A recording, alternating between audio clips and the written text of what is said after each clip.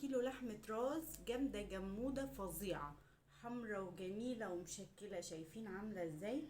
تفتكروا انا عايزة اعملها ايه؟ طريقة مسلوقة؟ لا. حمرة؟ لا. تعالوا معايا نشوف هنعملها ازاي. نعملها طاجن روعة، اجمد من اللي انتوا بتشتروه الجاهز بره. ويا سلام بقى لو عندك عزومة هتشرفك على سفرتك، والعيال هياكلوها ولا هيعرفوا انها لحمة راس اصلا. تعالي معايا نشوف هنعملها ازاي بكل التكات والحركات وبأبسط طريقة. هنعمل اجمد واحلى طواجن.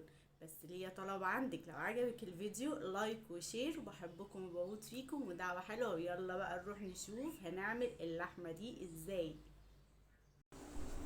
تعالي اقولك ازاي نعمل اللحمة دي بطريقة سهلة وحلوة وتشرفك على سفرتك قدام عيالك، قدام عندك عزومة. هتبقى فظيعة، هتبهركم وهتبهرهم.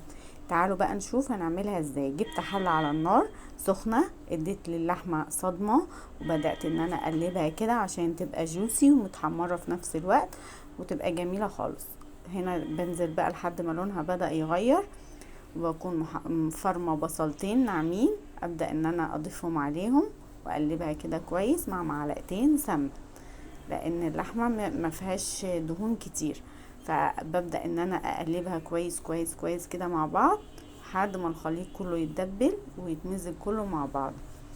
وارجع احط لهم فصين توم مفرومين واقلبهم برضو مع بعض، واضيف لهم التوابل. انا مبحبش احط توابل كتير، بحط التوابل بتاعتها بسيطة عشان استمتع بطعم اللحمة الاصلي.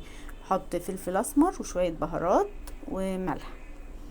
الملح ده اول ما تبدأ تدخل في السوا قبل ما بحطها في الطواجن، وببدأ ان انا اقلبهم. احط معلقتين صلصة جاهزة او انتي عاملاها في البيت، تبدأي تقلبيهم كده وتضيفي بقى المية عندك. تضيفي المية وتسيبيها تستوي في المية نص سوا عشان نبدأ نجهزها ونحطها في الطاجن. ولو وصلتي لحد هنا ولسه بتتابعيني متبخليش عليا باللايك وشير وكلمة حلوة، بيفرق معايا قوي تعليقاتكم. وهنا بقى كانت بدأت ان هي تستوي كده نص سوا وتشرب من الصوص بتاعها او زي ما انتوا شايفين. هبدأ بقى اجهز الطواجن عندي عشان ارصها فيها وادخلها الفرن. بجد تشرف جدا جدا في اي عزومة. طعمها حلوة وجوسي ومستوية وطريقتها جديدة وحلوة قوي قوي. ببدأ انا احطها في الطواجن كده عشان ادخلها في الفرن الرف الاوسط، درجة حرارة بقى عالية علشان تبدأ ايه تغلي كده تتسبك في بعضها.